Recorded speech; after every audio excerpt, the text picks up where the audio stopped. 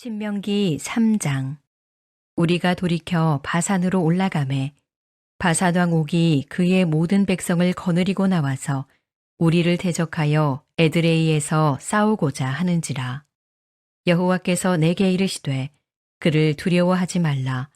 내가 그와 그의 모든 백성과 그의 땅을 내 손에 넘겼으니 내가 헤스본에 거주하던 아모리 족속의 왕 시혼에게 행한 것과 같이 그에게도 행할 것이니라 하시고, 우리 하나님 여호와께서 바산 왕 옥과 그의 모든 백성을 우리 손에 넘기심에 우리가 그들을 쳐서 한 사람도 남기지 아니하였느니라. 그때에 우리가 그들에게서 빼앗지 아니한 성읍이 하나도 없이 다 빼앗았는데 그 성읍이 60이니 곧 아르곱 온 지방이요 바산에 있는 옥의 나라이니라. 그 모든 성읍이 높은 성벽으로 둘려 있고 문과 빗장이 있어 견고하며 그 외에 성벽 없는 고을이 심히 많았느니라. 우리가 헤스본 왕 시온에게 행한 것과 같이 그 성읍들을 멸망시키되 각 성읍의 남녀와 유아를 멸망시켰으나 다만 모든 가축과 그 성읍들에서 탈취한 것은 우리의 소유로 삼았으며, 그때에 우리가 요단강 이쪽 땅을 아르논 골짜기에서부터 헤르몬 산에까지 아모리 족속의 두 왕에게서 빼앗았으니 헤르몬 산을 시돈 사람은 시륜이라 부르고 아모리 족속은 스닐이라 불렀느니라. 우리가 빼앗은 것은 평원의 모든 성읍과 길르앗 온 땅과 바산의 온 땅 곧 옥의 나라 바산의 성읍 살르가와 에드레이까지이니라. 르바임 족속의 남은 자는 바산 왕 옥뿐이었으며 그의 침상은 철 침상이라 아직도 암몬 족속의 라빠에 있지 아니하냐. 그것을 사람의 보통 규빗으로 재면 그 길이가 9규빗이요 너비가 4규빗이니라. 그때에 우리가 이 땅을 얻음에 아르논 골짜기 곁에 아로엘에서부터 길르앗 산지 절반과 그 성읍들을 내가 르우벤 자손과 갓 자손에게 주었고, 길르앗의 남은 땅과 옥의 나라였던 아르곱 온 지방 곧 온 바산으로는 내가 므낫세 반지파에게 주었노라. 바산을 옛적에는 르바임의 땅이라 부르더니 므낫세의 아들 야일이 그술 족속과 마아갓 족속의 경계까지의 아르곱 온 지방을 점령하고 자기의 이름으로 이 바산을 오늘날까지 하본 야일이라 불러오느니라. 내가 마길에게 길르앗을 주었고 르우벤 자손과 갓 자손에게는 길르앗에서부터 아르논 골짜기까지 주었으되 그 골짜기의 중앙으로 지역을 정하였으니 곧 암몬 자손의 지역 야복강까지며 또는 아라바와 요단과 그 지역이요 긴네렛에서 아라바 바다 곧 염해와 비스가 산기슭에 이르기까지의 동쪽 지역이니라. 그때에 내가 너희에게 명령하여 이르기를 너희의 하나님 여호와께서 땅을 너희에게 주어 기업이 되게 하셨은즉 너희의 군인들은 무장하고 너희의 형제 이스라엘 자손의 선봉이 되어 건너가되 너희에게 가축이 많은 줄 내가 아노니 너희의 처자와 가축은 내가 너희에게 준 성읍에 머무르게 하라. 여호와께서 너희에게 주신 것 같이 너희의 형제에게도 안식을 주시리니 그들도 요단 저쪽에서 너희의 하나님 여호와께서 그들에게 주시는 땅을 받아 기업을 삼기에 이르거든 너희는 각기 내가 준 기업으로 돌아갈 것이니라 하고, 그때에 내가 여호수아에게 명령하여 이르기를 너희의 하나님 여호와께서 이 두 왕에게 행하신 모든 일을 내 눈으로 보았거니와 내가 가는 모든 나라에도 여호와께서 이와 같이 행하시리니 너희는 그들을 두려워하지 말라. 너희의 하나님 여호와께서 친히 너희를 위하여 싸우시리라 하였노라. 그때에 내가 여호와께 간구하기를 주 여호와여, 주께서 주의 크심과 주의 권능을 주의 종에게 나타내시기를 시작하셨사오니 천지간에 어떤 신이 능히 주께서 행하신 일 곧 주의 큰 능력으로 행하신 일 같이 행할 수 있으리이까. 구하옵나니 나를 건너가게 하사 요단 저쪽에 있는 아름다운 땅, 아름다운 산과 레바논을 보게 하옵소서 하되 여호와께서 너희 때문에 내게 진노하사 내 말을 듣지 아니하시고 내게 이르시기를 그만해도 족하니 이 일로 다시 내게 말하지 말라. 너는 비스가 산 꼭대기에 올라가서 눈을 들어 동서남북을 바라고 내 눈으로 그 땅을 바라보라. 너는 이 요단을 건너지 못할 것임이니라. 너는 여호수아에게 명령하고 그를 담대하게 하며 그를 강하게 하라. 그는 이 백성을 거느리고 건너가서 내가 볼 땅을 그들이 기업으로 얻게 하리라 하셨느니라. 그때에 우리가 벳부올 맞은편 골짜기에 거주하였느니라. 오늘도 이렇게 이른 새벽에 주님 품에 나오신 이런 모두를 주님의 이름으로 축복하고 환영합니다. 제 안에 이 새벽에 여러분을 바라보면서 드는 생각이 여러분이 위대하다는 거예요. 할렐루야. 기도하는 어머니는 위대합니다. 할렐루야. 기도하는 아버지도 위대해요. 여러분이 가장 여러분의 인생에 위대할 수 있는 것은 여러분이 위대하신 하나님 앞에 자녀를 위하여 기도할 때예요. 할렐루야. 세상에 그것보다 더 위대한 모습은 이 세상에 없어요. 자녀를 위해 눈물로 기도하는 어머니의 기도, 아버지의 기도는요 반드시 놀랍게 응답됩니다. 여러분들이 그 주인공이 되셨으니 축하드립니다. 할렐루야.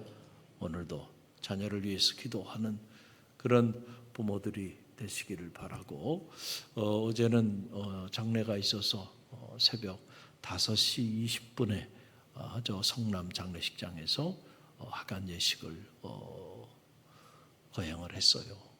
제 마음에도 이렇게 함께 신앙생활했던 우리 권사님, 특별히 우리 한지혁 권사님은 코로나 이전에 이렇게 매주 토요일마다 이렇게 어르신들이 여러분이 오셨는데 그 중에 한 분, 그래서 정심 저녁을 여성교회실에서 상을 펴놓고 오랫동안 10여 년 동안 같이 식사를 하고 그랬어요.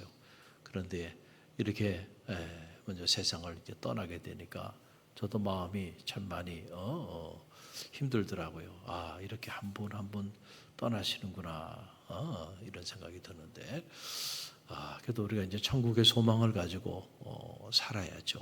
할렐루야.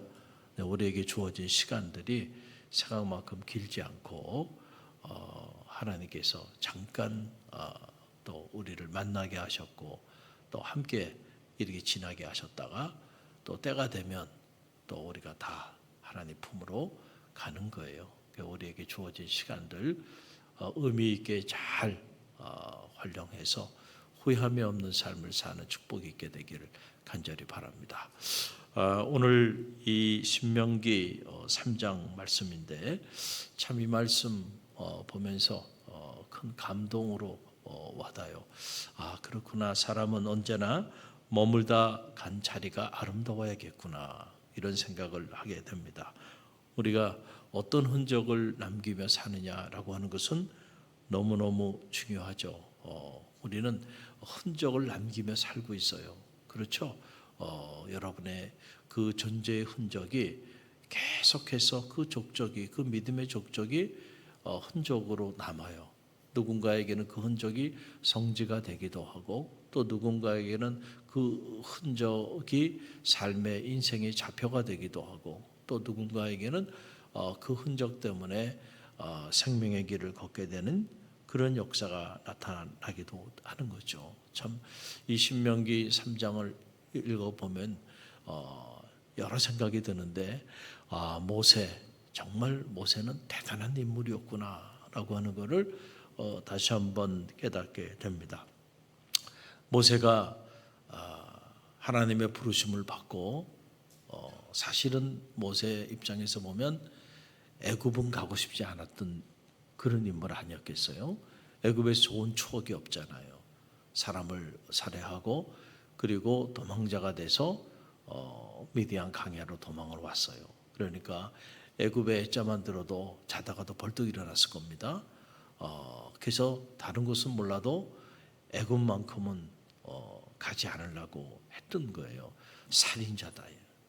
너는 살인자다 말이야.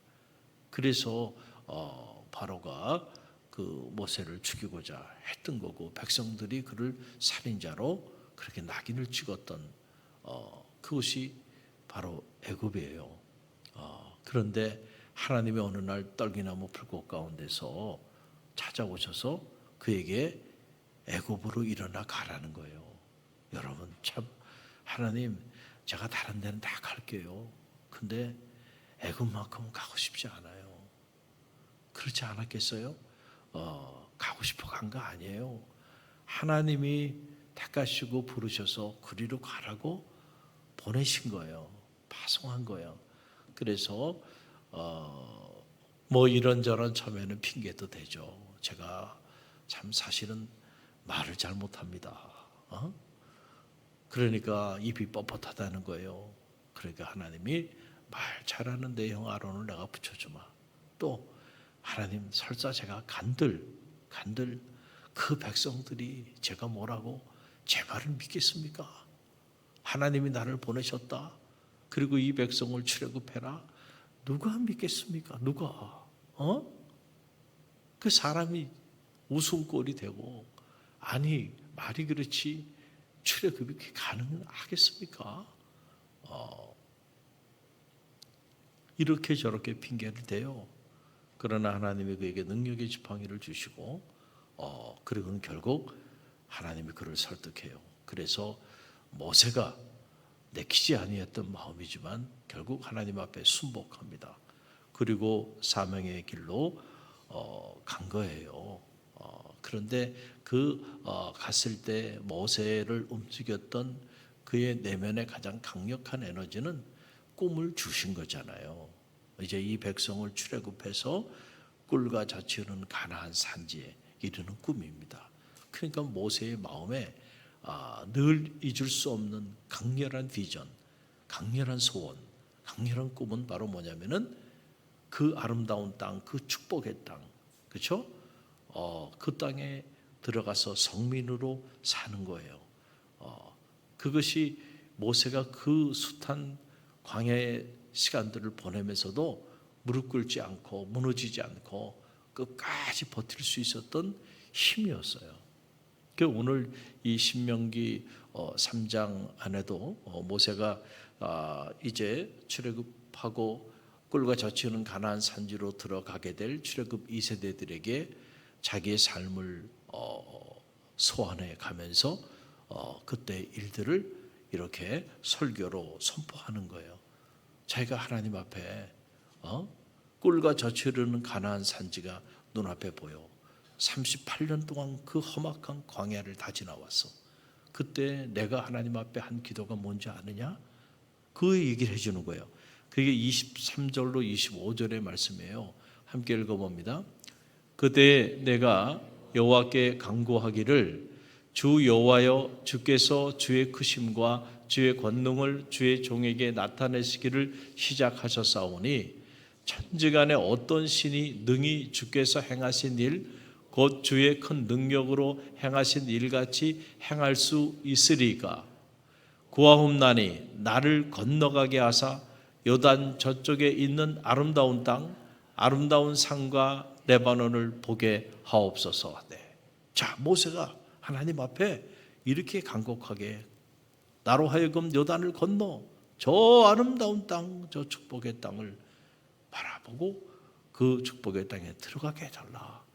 이렇게 모세가 간절히 기도했던 거예요. 그런데 여러분 어떻게 보면은 너무너무 섭섭한 일이 벌어집니다. 다시 읽어도 그 순간은 섭섭해. 야, 이거 섭섭하지 않았을까? 그런데 하나님의 응답이 누구에게 임해요? 모세에게 임하는데 하나님이 뭐라고 말씀하시냐면은 너는 안 된다는 거야.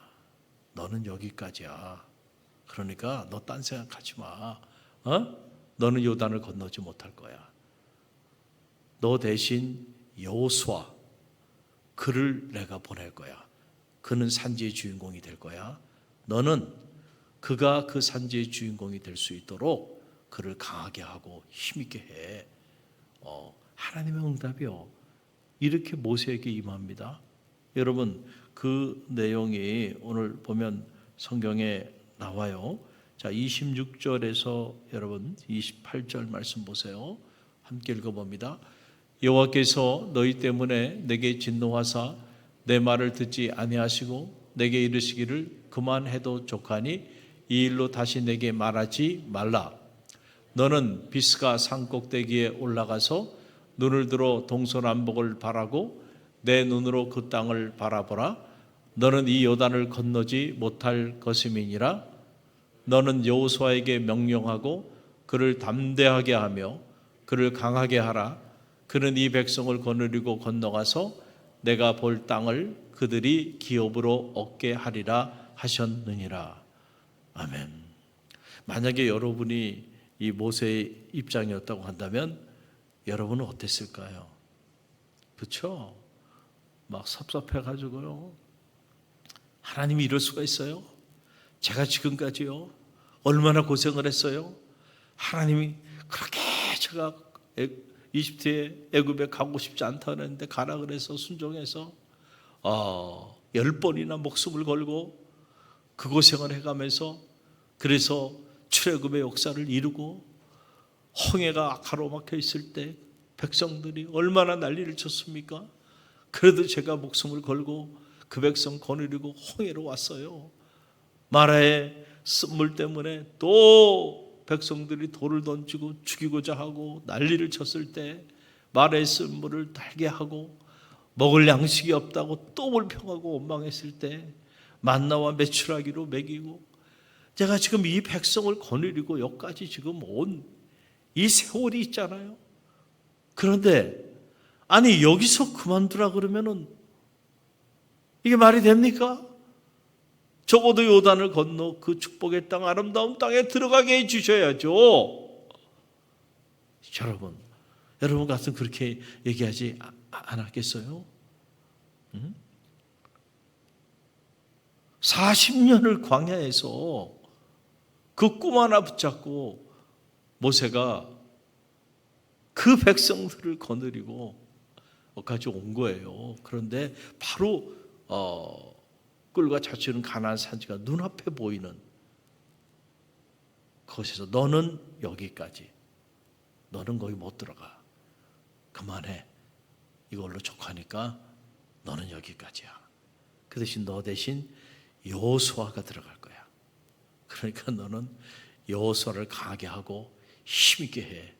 그래서 여호수아와 그 백성들이 그 산지의 주인공이 되게 해. 너는 안 돼 라고 하는 거예요.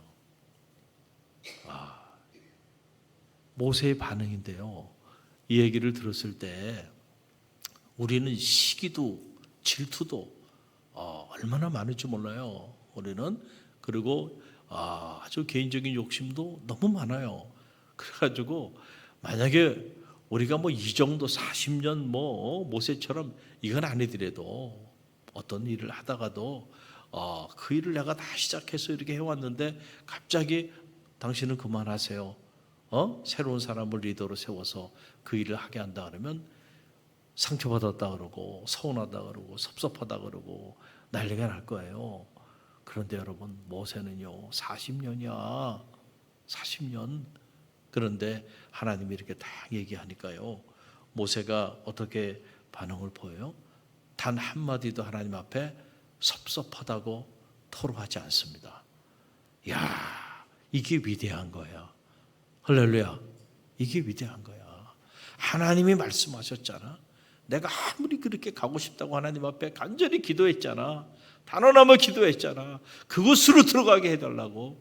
근데 하나님이 아니야. 너는 못 들어가. 너는 여기까지야. 하나님의 거절하심도 응답이죠. 여러분 내가 요구하는 것만 내가 요구하는 대로 하나님이 그렇게 일해 주실 때만 여러분 기도의 응답 받으신 건가요? 아니잖아. 하나님이 거절하신 것도 하나님의 응답이죠. 아닌가요? 저는 여러분이 특별히 우리 갈릴리교회 성도들은 성숙한 하나님의 사람들이 되시길 바랍니다. 내가 간절히 원했던 것들이 있어. 그런데 하나님이 들어주지 않았어. 들어주지 아니하신 것도 하나님의 응답이잖아. 할렐루야. 그것을 받아들이냐 받아들이지 않느냐는 나의 몫이야. 그럼 여러분은 하나님의 일하심에 대하여 순종이라고 하는 것은 여러분 다른 게 순종이 아니에요. 이게 순종이죠. 내가 간절히 원했어. 그래서 구체적으로 이것만 해달라고 얘기를 했는데 너는 아니야 라고 말씀하여 주시고 그 일을 이루어 주시질 않아. 그것도 하나님의 응답이니까 그 하나님의 일하심 앞에 내가 받아들이고 순종해야지. 할렐루야. 이게 성숙한 거예요.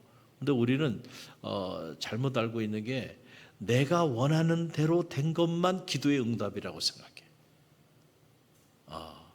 아니에요. 그것도 기도의 응답이야.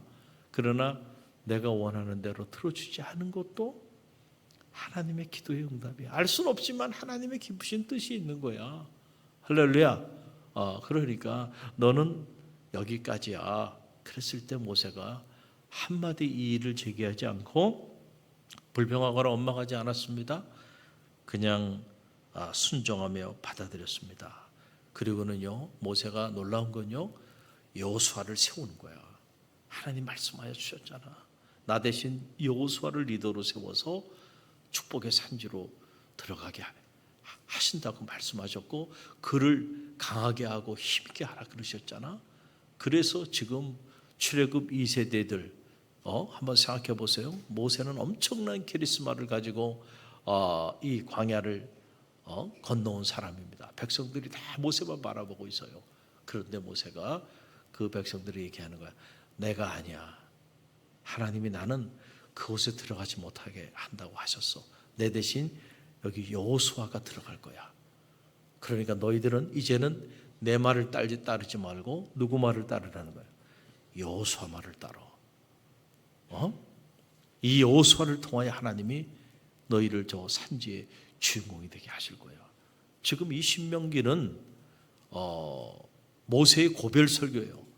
모세가 하나님 앞에서 이제 꿀과 젖이 가나안 산지로 들어갈 출애굽 2세대들에게 하나님의 말씀을 재천명하는 그 생명의 말씀이 이 디드로노미 신명기거든요. 그러니까 모세가 야 멋있어. 그러면서 이제 나의 때는 다 지나갔어. 그러니까 이제 여호수아 시대가 된 거야. 너희는 이 여호수아를 중심으로 요단을 건너야 돼라고 하는 그런 메시지를 전하고 있는 거예요. 참 이런 걸 보면 정말 하나님의 사람이구나. 내가 내 일을 한 게 아니잖아요. 내가 내 일을 했다 그러면은 내 욕심을 부려야지. 그렇잖아요.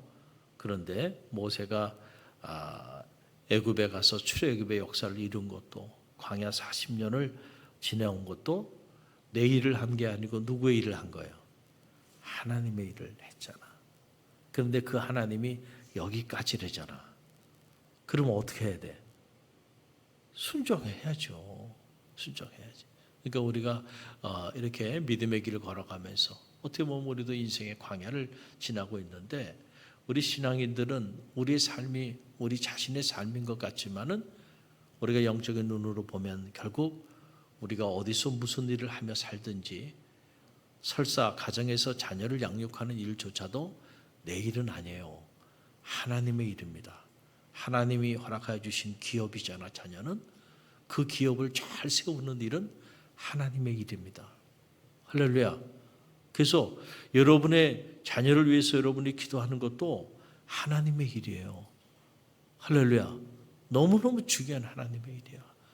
주님의 피로 가지고 사신 몸된 성전에 나와 여러분이 직분을 가지고 이런저런 사역을 감당하는 거 이건 말할 것도 없어요. 다 하나님의 일이야. 그러니까 이 하나님의 일 앞에서는요. 내 주장, 내 욕심 그리고 내 감정을 드러내면 안 돼. 언제나 우리의 관심은 하나님께 머물러 있어야 돼. 하나님이 가라 그러면은 가야 돼. 하나님이 머물러 있으라 그러면은 머물러 있어야 돼. 하나님이 하라 하시면 백성들이 다 반대해도 그 일을 해야 해. 할렐루야.